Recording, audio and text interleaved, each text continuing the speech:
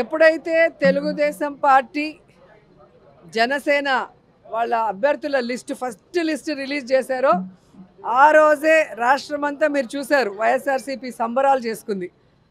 అంత ఏమంటారో అంత పేలవంగా ఒక candidate list Telugu Desam Janasena release చేయడం జరిగింది.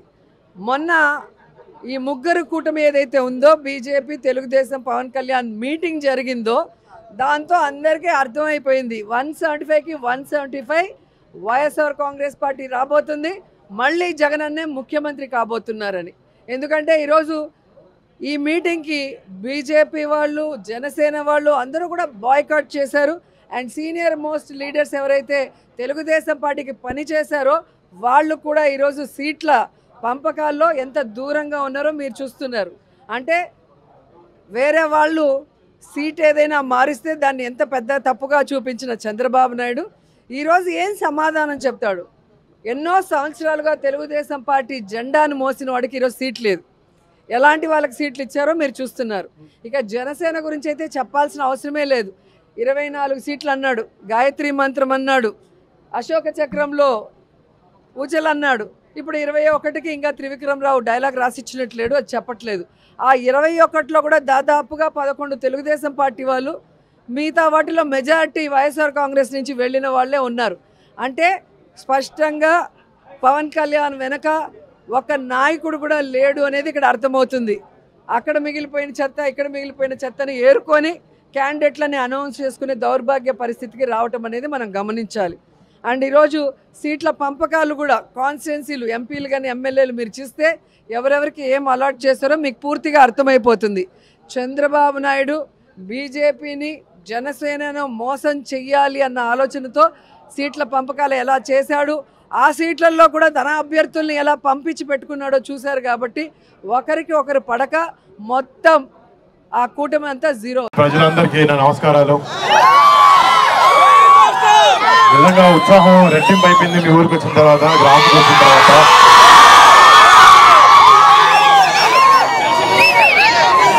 పదేళ్ల నుంచి ఎక్కువ సక్సెస్ అయిపోయినా కూడా జనాలకి మంచి చేయాలనేది అనే ఒక లక్ష్యంతో రాజకీయాల్లోకి వచ్చిన కళ్యాణ్ బాబాయ్కి ఎన్నో ఎదురింతలు ఫేస్ చేశారు, ఎన్నో మాటలు పడ్డారు. కానీ కేవలం ప్రజలకి మంచి చేయాలని ఒకే ఒక ఉద్దేశంతో ఈ అన్ని దెబ్బలు తింటూ కూడా ఈ మంచి వైపు ఆలోచించే వ్యక్తి పవన్ కళ్యాణ్ గారు.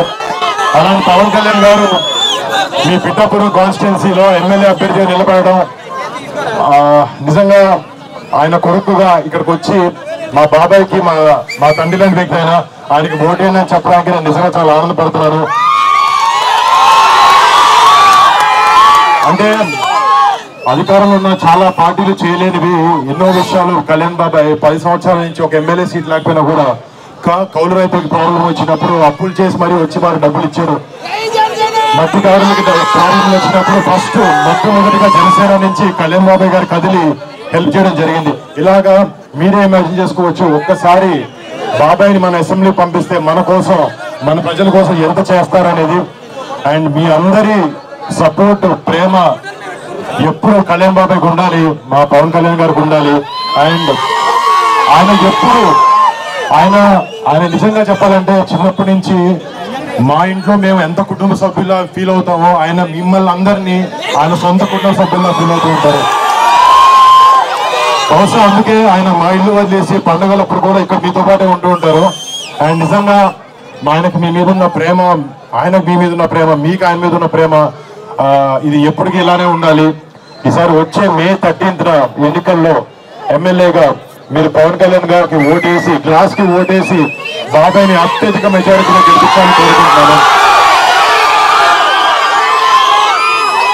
అలాగే మన కాకినాడ ఎంపీ అభ్యర్థి మన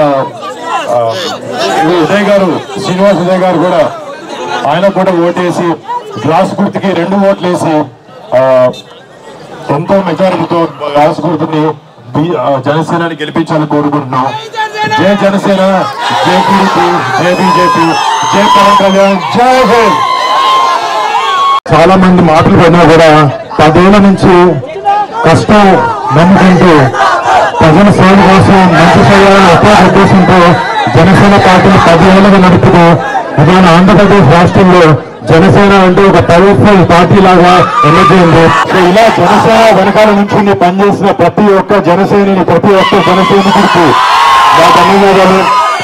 నేను మీలో ఒక్కడిని, కళ్యాణ్ బాబాయ్ కానీ జనసేన కానీ ఎప్పుడు ఏం కావాలన్నా కూడా ఒక చిటికేస్తే మీకు ఉంటాం.